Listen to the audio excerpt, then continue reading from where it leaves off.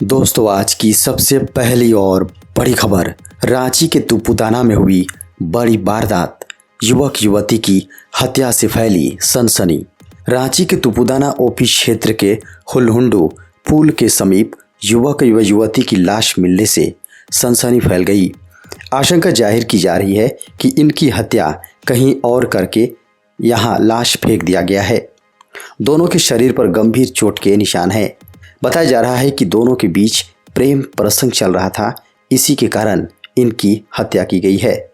घटना की सूचना मिलने के बाद पुलिस मौके पर पहुंची और दोनों शवों को कब्जे में लेकर पोस्टमार्टम के लिए भेज दिया। दोस्तों, खबर मौसम की। झारखंड में अगले 2 दिनों तक होगी बारिश। झारखंड के मौसम पूर्वानुमान में बताया गया है कि आने वाले 2 दिनों तक झारखंड के विभिन्न जिलों में बारिश होगी। मौसम विज्ञान विभाग के अनुसार बंगाल की खाड़ी में बना लो प्रेशर एरिया गुरुवार को दोपहर पश्चिम उत्तर पश्चिम से गुजरता हुआ आंध्र प्रदेश के तट पर पहुंचा। इसका असर अगले 2 दिनों तक झारखंड में भी दिखाई देंगे। झारखंड के लगभग सभी जिलों में बादल छाए रहेंगे। इसके साथ ही रांची, खूंटी, रामगढ़, हजारीबाग, बोकारो, गुमला, सरायकेला, खरसावां, पूर्वी सिंहभूम, सिमडेगा, पश्चिमी सिंहभूम में हल्के से मध्यम दर्जे की बारिश की संभावना है। दोस्तों, बड़ी खबर सामने आ रही है। 15 नवंबर को पारा शिक्षकों के प्रस्तावित कार्यक्रम स्थगित। शनिवार को एकीकृत पारा शिक्षक संघर्ष मोर्चा का शिष्टमंडल माननीय मंत्री श्री जगन्नाथ महतो जी के बुलावे पर उनके आवास पहुंचा। शिष्टमंडल के साथ माननीय मंत्री जी की वार्ता हुई। पारा शिक्षकों के अस्थायीकरण वेतनमान की नियमावली लागू करने में हो रही देरी पर शिष्टमंडल ने नाराजगी जाहिर की। माननीय मंत्री ने शिष्टमंडल को आश्वस्त किया कि 29 दिसंबर 2021 को पारा शिक्षकों की नियमावली लागू करने की घोषणा होगी। किसी भी कीमत पर इस बार नियमावली लागू होगी। 29 दिसंबर के पूर्व ही विधि, वित्त एवं कैबिनेट से मंजूरी का कोरम पूरा कर लिया जाएगा। साथ ही 15 नवंबर को मुख्यमंत्री जी पारा शिक्षकों के मुद्दे पर अपनी बात भी रखेंगे। कांग्रेस के विधायकों ने मुख्यमंत्री को याद दिलाया ओबीसी 27% आरक्षण का वादा।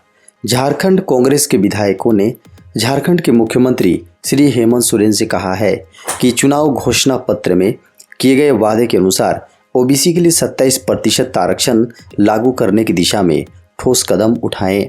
शनिवार को कांग्रेसी मंत्रियों विधायकों के एक दल ने मुख्यमंत्री से मुलाकात कर उनसे घोषणा पत्र के प्रमुख बिंदुओं के साथ साथ झारखंड में खाली पदों पर नियुक्तियों, पंचायत चुनाव, बोर्ड निगम आयोग के गठन सहित कई मुद्दों पर बात की। दोस्तों, पलामू से बड़ी खबर सामने आ रही है। बस स्टैंड में रंगदारी वसूलते 6 गिरफ्तार। पलामू के बस स्टैंड और ऑटो स्टैंड से अवैध रूप से रंगदारी वसूलने वाले अपराधियों पर अब पलामू पुलिस ने नकेल कस दिया है। पुलिस टीम ने डाल्टनगंज बस स्टैंड से रंगदारी वसूलने के आरोप में 6 अपराधियों को मौके से ही गिरफ्तार किया है। वहीं अन्य 2 लोगों के खिलाफ भी मामला दर्ज किया गया है। सभी अपराधियों को गिरफ्तार करने के बाद आम जनता के मन में इन अपराधियों का भय हटाने के उद्देश्य से पुलिस टीम ने सभी आरोपियों को बेनकाब करके शहर के चौक चौराहों पर घुमाया। इस दौरान पुलिस ने आम जनता को बताया कि यह सभी अपराधी हैं, इनसे डरने की जरूरत नहीं है। 16 नवंबर से भरे जाएंगे जेपीएससी मेंस एग्जाम के फॉर्म। झारखंड लोक सेवा आयोग ने 7वीं से 10वीं संयुक्त सिविल सेवा परीक्षा के मेंस एग्जाम के आवेदन की तिथि घोषित कर दी है। इसके लिए 16 नवंबर से 15 दिसंबर तक ऑनलाइन फॉर्म भरे जाएंगे। इसके लिए www.jpsc.gov.in पर लॉगिन कर फॉर्म भरे जा सकेंगे। जेपीएससी की मेंस एग्जाम के लिए फॉर्म 2 स्टेप में भरे जाएंगे, जिसमें पहले स्टेप में अपना रजिस्ट्रेशन नंबर और जन्मतिथि डालकर लॉगिन करना होगा। इसके बाद दूसरे स्टेप में मुख्य परीक्षा के लिए मांगी गई जानकारी को भरना होगा।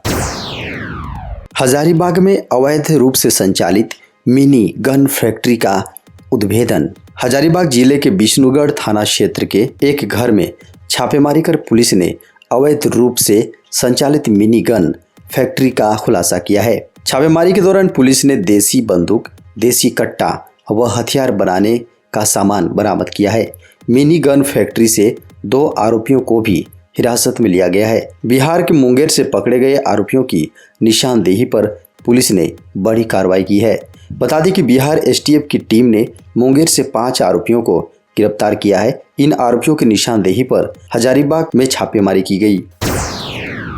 दोस्तों, बड़ी खबर है, खाद्य सुरक्षा योजना के लाभुकों को भी दिया जाएगा धोती साड़ी योजना का लाभ। झारखंड सरकार सोना सोबरन धोती साड़ी वितरण योजना का लाभ राष्ट्रीय खाद्य सुरक्षा अधिनियम के अंतर्गत कवर होने वाले झारखंड के सभी पात्र गृहस्थों एवं अंत्योदय अन्न योजना के लाभान्वित परिवारों के अलावा अब झारखंड राज्य खाद्य सुरक्षा योजना के लिए पात्र परिवारों को भी देगी।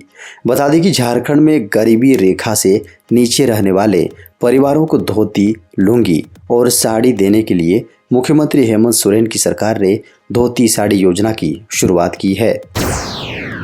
भारत न्यूजीलैंड मैच के दौरान दर्शक नहीं ले जा सकेंगे खाने पीने के सामान। जेएससीए स्टेडियम में 19 नवंबर को अंतर्राष्ट्रीय मैच होना है। मैच को लेकर जेएससीए ने दिशा निर्देश जारी किए थे। इसके अनुसार मैच देखने जाने के क्रम में दर्शक अपने साथ किसी तरह के बैग, थैला, कैमरा या ठोस वस्तु नहीं ले जा सकेंगे। जेएससीए सचिव ने कहा कि पानी की बोतल या खाद्य सामग्री, उक्त दोनों चीज़ें भी पूर्ण रूप से ले जाना प्रतिबंधित है। इसके अलावा देखने के क्रम में स्टेडियम के अंदर भी किसी तरह के खाद्य पदार्थ नहीं बेचे जाएंगे। बता दें कि स्टेडियम के अंदर पीने के पानी की व्यवस्था रहेगी। दोस्तों, बड़ी खबर है, फूलो झानो आशीर्वाद अभियान के दूसरे चरण की शुरुआत। झारखंड में फूलो झानो आशीर्वाद अभियान के दूसरे चरण की शुरुआत की जा रही है। इससे पहले 1000 से अधिक महिलाओं को रोजगार दिया जा चुका है। महिलाओं को सखी मंडल में जोड़कर आजीविका के विभिन्न साधन उपलब्ध कराए गए हैं। साथ ही ब्याज मुक्त कर्ज के साथ इनकी टेक्नोलॉजी हेल्प भी की जाती है। महिलाओं को सम्मानजनक रोजगार मिल सके, इसलिए ग्रामीण विकास अधिकारी ने सभी जिलों के उपायुक्तों को चिट्ठी लिखी है। उन्होंने हड़िया दारू बनाने और बेचने वाली महिलाओं के रोजगार के लिए अभियान से जोड़ने की बात कही है। दोस्तों, बड़ी खबर है, झारखंड के 10 जिले के शिक्षक अभ्यर्थियों को मिलेगा नियुक्ति पत्र। झारखंड के 10 गैर अनुसूचित जिलों में झारखंड स्थापना दिवस के मौके पर समारोह में हाई स्कूल के 680 शिक्षक अभ्यर्थियों को नियुक्ति पत्र दिया जाएगा। इनमें गढ़वा, पलामू, हजारीबाग, कोडरमा, रामगढ़, गिरिडीह, चतरा, गोड्डा, धनबाद, बोकारो में इतिहास और नागरिक शास्त्र के शिक्षक अभ्यर्थियों के बीच नियुक्ति पत्र वितरित किए जाएंगे। रांची में आयोजित राजकीय समारोह में भी सिंबॉलिक तौर पर कुछ शिक्षक अभ्यर्थियों को नियुक्ति पत्र दिया जा सकेगा। दोस्तों, बड़ी खबर है, 29 दिसंबर को राज्य स्तरीय समारोह में फूल माला लेकर पहुंचेंगे झारखंड के पारा शिक्षक। झारखंड के पारा शिक्षक 29 दिसंबर को हेमंत सरकार के 2 वर्ष पूरे होने के मौके पर आयोजित राज्य स्तरीय कार्यक्रम में फूल माला लेकर पहुंचेंगे। एकीकृत पारा शिक्षक संघर्ष मोर्चा का प्रतिनिधि मंडल शनिवार को मंत्री के बुलावे पर उनके आवास पर पहुंचा। प्रतिनिधि मंडल के साथ मंत्री की वार्ता हुई, जिसमें पारा शिक्षकों ने अस्थायीकरण वेतनमान की नियमावली लागू करने में हो रही देरी पर असंतोष जताया। मंत्री ने शिष्टमंडल को आश्वस्त किया कि 29 दिसंबर को पारा शिक्षकों की नियमावली लागू करने की घोषणा होगी।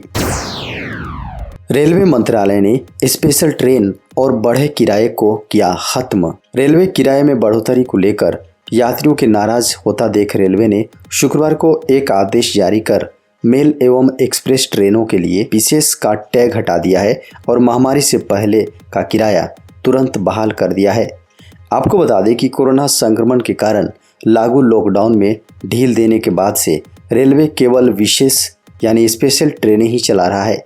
ऐसे में रेलवे ने लंबी दूरी की ट्रेनें शुरू की और अब कम दूरी की यात्री सेवाएं भी विशेष ट्रेन के रूप में शुरू की जा रही हैं। इन ट्रेनों का किराया अधिक है, जिससे लोग ट्रेनों से कम यात्रा कर रहे हैं। जोनल रेलवे को शुक्रवार को भेजे गए पत्र में रेलवे बोर्ड ने कहा है कि ट्रेनें अब अपने नियमित नंबर के साथ चलेंगी और किराया भी महामारी से पहले का ही लागू होगा। केवल विशेष ट्रेनों और हॉलिडे स्पेशल ट्रेनों का किराया मामूली रूप से बढ़ा हुआ होगा। दोस्तों, बड़ी खबर है। झारखंड के मुख्यमंत्री श्री हेमंत सोरेन और केंद्रीय कोयला मंत्री श्री प्रहलाद जोशी के बीच हुई कई मुद्दों पर वार्ता। झारखंड के मुख्यमंत्री श्री हेमंत सोरेन और केंद्रीय कोयला मंत्री श्री प्रहलाद जोशी के बीच झारखंड में अवस्थित कोल माइंस से संबंधित विभिन्न मुद्दों पर विचार विमर्श हुआ। मुख्यमंत्री ने कोल माइंस के लिए जमीन अधिग्रहण, मुआवजा, विस्थापितों के पुनर्वास, नौकरी एवं रेवेन्यू को लेकर पक्ष रखा। दोस्तों, बड़ी खबर है। नीरज और रवि दहिया सहित 12 एथलीटों को मिला खेल रत्न अवार्ड। टोक्यो ओलंपिक में झंडा गाड़ने वाले gold medallist, javelin thrower, silver medallist पहलवान, महिला क्रिकेटर मिताली राज और हॉकी कप्तान मनप्रीत सिंह सहित 12 एथलीटों को शनिवार को मेजर ध्यानचंद खेल रत्न पुरस्कार से नवाजा गया। ओलंपिक कांस्य पदक विजेता भारतीय पुरुष हॉकी टीम के कप्तान मनप्रीत सिंह का नाम इस लिस्ट में बाद में जोड़ा गया था। देश के सर्वोच्च खेल पुरस्कार समारोह में सबसे पहले नीरज चोपड़ा को राष्ट्रपति रामनाथ कोविंद ने सम्मानित किया। चोपड़ा 7 अगस्त को टोक्यो खेलों में 87.58 मीटर के प्रयास के साथ एथलेटिक्स में ओलंपिक स्वर्ण पदक जीतने वाले पहले भारतीय बने थे। खेल रत्न पाने वाले अन्य खिलाड़ियों में ओलंपिक चैंपियन नीरज चोपड़ा और ओलंपिक रजत पदक विजेता पहलवान रवि दहिया शामिल हैं। बता दें कि रेसलर रवि दहिया ने टोक्यो ओलंपिक में ही सिल्वर मेडल अपने नाम किया था। सुप्रीम कोर्ट ने केंद्र सरकार को लगाई फटकार। सुप्रीम कोर्ट ने वायु प्रदूषण को लेकर केंद्र सरकार को फटकार लगाई। सुप्रीम कोर्ट ने पूछा कि वायु प्रदूषण को कम करने के लिए सरकार ने क्या कदम उठाए।